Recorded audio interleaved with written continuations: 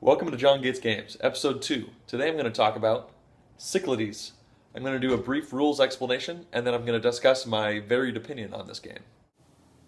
Cyclades is a game about conflict in ancient Greece, where each player takes a colored faction, and they try to outbuild and outfight their way to being the first team to get to two metropolises controlled at the end of their turn.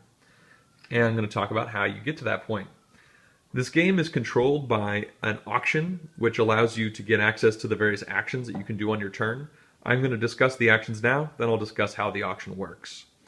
So we have 5 gods here. 4 of them are on cardboard tokens that can move around. They could be in various orders as the game progresses. It's random at the beginning of the game and at every point through the game. I just set these up in a logical order for teaching. Apollo down here, he's always at the bottom. He's always last. So what these gods let you do, we have Poseidon here. He lets you build ships, move ships, and build harbors. If you were to win the favor of Poseidon, then that's all you're going to have access to on your turn. You're going to be able to buy some creatures. I'll explain that in a second. But it's compartmentalized. You can't do the actions of the other gods if you won the favor of Poseidon on this turn. Ares is very similar. You get to build units, move units, possibly attacking or maybe just taking empty land, and you can build fortresses. Zeus allows you to purchase priests. We're trying to stack right here. They all have a -1 at the bottom. They give you discounts on paying for the favor of the gods when you evaluate the auction, so very powerful. He also lets you cycle through the creatures by paying gold, and you can build a temple with him. And Athena finally lets you purchase thinkers over here. I'll explain what they do in a minute. She has no specific action associated with her, but you can also purchase universities and place them out in your domain on the map. Apollo is essentially a pass. All players could go there if they want to. Only the first player is going to gain access to this cardboard cornucopia. If you notice on the board, many of the locations have single and double cornucopias. This is your income in gold at the beginning of every round. So the number of cornucopias equals the amount of gold you take. So being the first person to put to take Apollo gives you access to this. You can stick it on one of your islands and you permanently go up 1 income, or that island does. Whoever controls it gets that income. Apollo also gives you a buck, so he's a nice guy. Alright, so I'm going to discuss what these buildings do. At the end of the day, the game is about controlling these metropolises I talked about over here, these guys. So they're built in 2 different ways. We have the 4 building types, and we have the thinkers that Athena lets us buy. The first one is the harbor. It helps you defend the sea areas around the island that you happen to put it down on. The fortress helps you defend any attacks on that island that it's on. The temple gives you gold discounts for purchasing the creatures, which I'll explain in a minute. Very good. And the university has no in-game action associated with it. The only reason universities exist, and the only reason you're going to buy them, is because in order to make metropolises, you have to get one of all 4 of these buildings is one of the 2 ways. And the moment you have one of all 4 in your domain, not necessarily on one island, they're forced to go back to the bank, and then you get to place a metropolis down on one of your islands. And the metropolis is nice because it counts as a harbor, a fort, a temple, and a university, so you get all those bonuses in one building. Also, you're 1/2 the way to victory if you can keep control of that metropolis.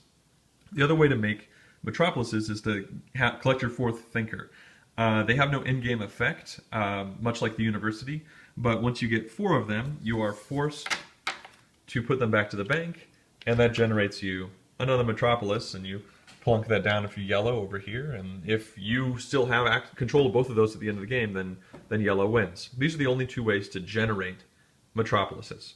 So this is why Athena is important. She's a very end-game role. Alright, I'm going to discuss the creatures now. On a turn, when you evaluate the god that you won the favor of, you have the option of purchasing any up to 3 of these creatures. New ones don't come out between gods, so turn order becomes very important. In this case, whoever takes Poseidon is going to have first access. The creature cards do all sorts of things. There's a deck of them right here. For instance, we have this one right here, which summons the Kraken, which is one of the few cards in the game that has a miniature, and You can place that down on the board and it eats all the ships, and you can pay money and it continues to walk around eating ships. Kraken's pretty great, and it stays out there, which is the only one of the miniatures that actually does. And then you have cards like the Cyclops here. It lets you turn one small building type into another. So that fort could now become a harbor, which might be what you need to make your set of 4. And the Chimera, lastly, is a very powerful card. It lets you play a card that was previously used. Alright, so let's talk about the auction in this game. The top 4 gods are going to have bids placed on them. Apollo doesn't need any money. He gives you money. So going up here, in this case, green player would bid first. And let's say they want to build ships and or move ships, and they say, it's worth 2 gold to me, so they place 2 there. And then black might say, well, I really want these discounts on the auctioning, so I'm going to go 3 right here. And then yellow says, I want to build ships. So he bids 4, outbidding green. And at this point, green can't jump back into Poseidon, at least at this moment. If he goes to Ares and gets bumped, he can come back again. But he might say, you know what, this income is looking mighty fine. I'm going to plunk down there. And we just keep going, and people, they might outbid, and this person goes over here, and, it keeps going until it hits an equilibrium where no one is conflicting anymore, and then everyone pays. Like I said, these priest cards give you discounts. You can see a little priest icon. You always have to play at least 1, but for every card you have, you pay 1 less. Minimum of 1, but it can be very powerful in leveraging the actions you actually want to take on your turn. So now I'm going to talk briefly about combat. We have 2 combat dice in this game. Combat is very simple. I'm going to pretend that yellow here had 3 ships in this spot right here, and they do a Poseidon move, they move here, move here. They maybe want to take over this cornucopia that's on the board that blue has been getting income from. Now combat happens between yellow and blue. Yellow rolls a die, blue rolls a die. These are not standard D6s. They have 1, 0, they have 2 1s, 2 2s, and a single 3 on them. Blue rolls a die, yellow rolls a die, and then you add them up. In this case, yellow would be 3 plus 3 is 6, blue would be 1 plus 2 is 3, blue loses a figure. If it had been a kooky situation where yellow had rolled a 0 and blue had rolled a 2, then that would be a tie, 3 on 3. They'd both lose 1, yellow would still win. So that's combat. The troop combat works the exact same way. The only way to move troops is to, red's in trouble, he lost his ship. But green can jump over here and attack, or etc. It works the exact same way. Alright, well that is the gist of the game. I'm going to discuss my feelings on it. So I have 18 recorded plays of this game. And over that time, I've found things that I love, things that I'm pretty indifferent to, and things that I really dislike. So I'm going to discuss those in order now. I'm going to start with the things I love. The things I love, the art is amazing. These are the player shields that come with the game. And just every single piece of this game just oozes amazing production value and art. For instance, every single character has different models. Like red has crazy 2-sword berserker dudes. Blue has awesome bow and arrow dagger Amazon ladies. Green has sword-wielding pike dudes. So, and also you got boats with 2 sails and boats with 1 sail. Just really, really great how the attention to detail there, they really made them all different. The first mechanical thing that I just love about this game is the auction mechanic here. Auctions are not usually my favorite thing in games, but I just love it in this game. The reason for that is because it's very tight and there's lots of strategically interesting things you can do when you're jumping around. For instance, if black here had outbid yellow for the blue, for the Poseidon, then yellow's like, well, I really, really need to move my boats, so I'm going to bump red, and I'm going to hope that somebody else comes back in wanting Ares, and Ares is like, oh, you suck, I don't know, Zeus is amazing, if I put a 5 here, I have 4 extra gold, I can buy 2 priests. And then blue says, oh, okay, well, Ares is good, and, yellow gets to come back in here. It just, you can think several turns ahead, who wants to do what? So who am I going to bump so they can do what I want them to do so I can get back into the thing I want, and maybe you outbid by a lot. Another thing about the bidding is that you can bid really high. You can come in and plunk this down right here and say, I'm gonna bid 13, and especially when you open with that, everyone goes, what? You can afford that? And you're like, yeah, I can, and I really need to move my boats. Oftentimes, you do that if you're in a situation where you might be able to win. You just cash out all your money. You've got a bunch of priests. You keep these. You don't cash them out, but you got a bunch of priests. You got a bunch of money because you did Apollo a couple turns in a row or something like that. Now you just spend tons of money because there might be a card up here that lets you do something that can get you the end of the game. Maybe you just needed to go first, so you have first access to the Cyclops, who lets you change your red building into a blue building, which gives you the set and gives you your second metropolis. Things like that. Oftentimes people actually go crazy bidding on a god they don't care about, specifically for player order, because they go in that order, so they can have first dibs on the monsters up here. So that's really interesting, and the way they all shuffle around is very interesting. Also, the relative power of the game, power of the gods in the game. Athena, early game, no one wants her. You can usually get her for 1 or 2 gold, no problem. Late game, Athena gets huge because Athena she's the keystone. You have to have thinkers or universities in order to make your metropolises. So you can't make any of them without Athena. At some point, you're going to have to do Athena. Sometimes first turn Athena for 1 gold, not that big of a deal, and you have it for the future. So the second thing I really love about this is specifically Apollo. Just really interesting decision when you want to be the first person to go down here and take that cornucopia to permanently add to your revenue. I mean, if you take Poseidon and you move a boat, and you move the boat over and you get one of these, well, that's 1 income, and Apollo is 1 income. So oftentimes it's just really, really good to do Apollo. Another thing I really, really like is that the actions are split up between the gods. So if you win the favor of Zeus, this is what you're doing on your turn. You're doing this, and maybe buying some creatures if they still exist. Remember, new ones don't come out between the gods. So if they all get bought early, they're gone for that round. And yeah, you're buying a priest, or you're maybe cycling through some creatures. This is all you can do. You don't have to think about, oh, do I move and do I attack? You're like, nope, that's all I have. If you take Ares, just where do I attack from? And you better have set up your boats so that you have a valid attack path, because if you didn't, and there isn't, maybe you take this card right here, which turns one opponent's boat into yours, and that gives you an attack path. There's just lots of different ways that these things integrate together, and the fact that they're compartmentalized is really nice. I didn't specifically mention this in the gameplay, but as you evaluate your turn, you put your columns back in reverse order. And so this is just a nice little thing where, and that also means if you take Apollo, you're always going to be number 1 on the next turn. And then you can go big because you just got a bunch of money. So it's a little bit of a self-balancing mechanism why these may be better than you realize, because on your next turn you're going to have a better spot in the ranking, which I really like. In general, I really like the creature cards. They add a lot of variety to the game. There's a big asterisk to that, which I'm going to get to in a minute. So now I'm going to talk about things I'm indifferent to. I'm indifferent to the combat, to be honest. I don't love it. I don't hate it. It's very simple. If you come in here, like I said in the rules explanation, with these 3 boats, you're probably going to win. You might take some attrition, and maybe you get crazy unlucky and blue wins out. But usually the battles go the way you expect them to. Every now and then they don't. Everyone goes, what? And it's kind of fun, but I don't know. I don't love it. I don't hate it. It works. The other kind of weird thing is the first blood issue, and that is that in order to make these metropolises, you have to either get 1 of each of the 5 smaller buildings or 5 of these thinker guys, which means oftentimes no one wants to be the first person to make these. The board doesn't start with these. The moment one of these is made, say yellow makes this here, suddenly the other 4 players are like, oh, that looks pretty tasty, I want that. I'm going to try and use cards to take it, I'm going to try and attack, I'm going to move my boats. You just become the target really fast if you're the first person making a metropolis. So there's a weird mechanic or dynamic really, where people just delay getting out these metropolises because they don't want to be the first one with them. They want to take someone else's. It's a little odd. I don't like it. I don't hate it. It's okay. Things that I really dislike about this game.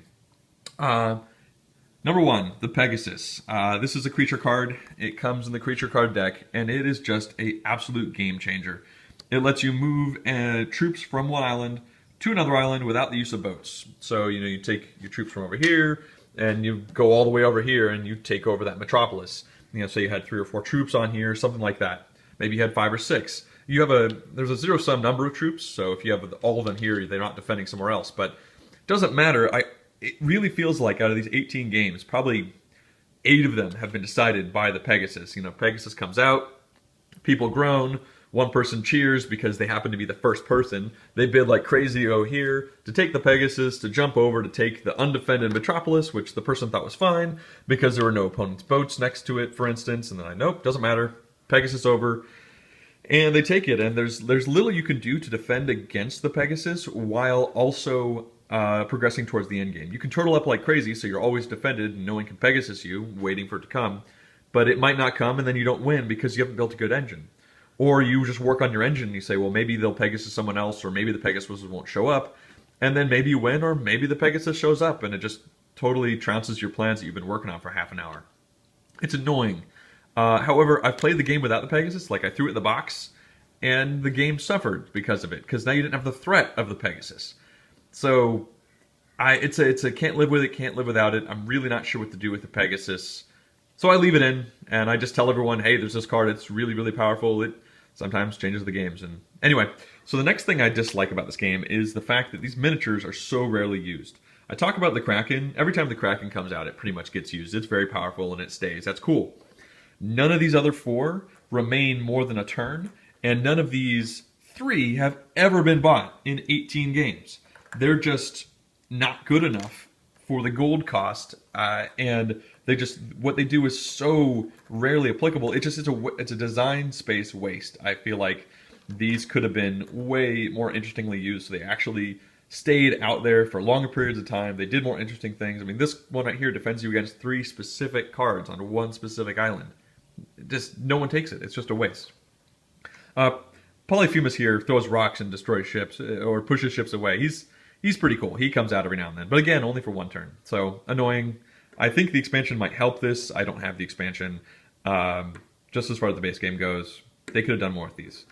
The last thing that I want to talk about is the end game. It kind of comes into play with this guy right here, but I found that the end is oftentimes anticlimactic. You know, oh, the Pegasus comes out, and then one person jumps over and they win, and okay, well, I couldn't have done anything about that, and let's clean up the game, that person wins. Or, someone goes Zeus and they spend 8 gold just cycling, hunting for one specific card, like this one, and then they change that one building into the other, they make their second Metropolis, and Ares has happened, and no one can attack them, and they win, and it's just kind of like, oh, okay, alright. It just, very oftentimes, I feel like over 50% of the time, the end is anticlimactic in this game, which is frustrating. Now that I've discussed my issues with the game, I want to briefly and finally talk about player count. This game plays up to 5 players. I've never played it with 2. I've played a few games with 3, most of them with 4, and many with 5. I have to say I prefer it with 4 and 5. Probably 5 is my favorite, although 5 can be a bit long, sometimes over 2 hours. The reason for that is with 5 is the only time that all 5 of these gods are going to be available. In a 4-player game, the bottom one isn't.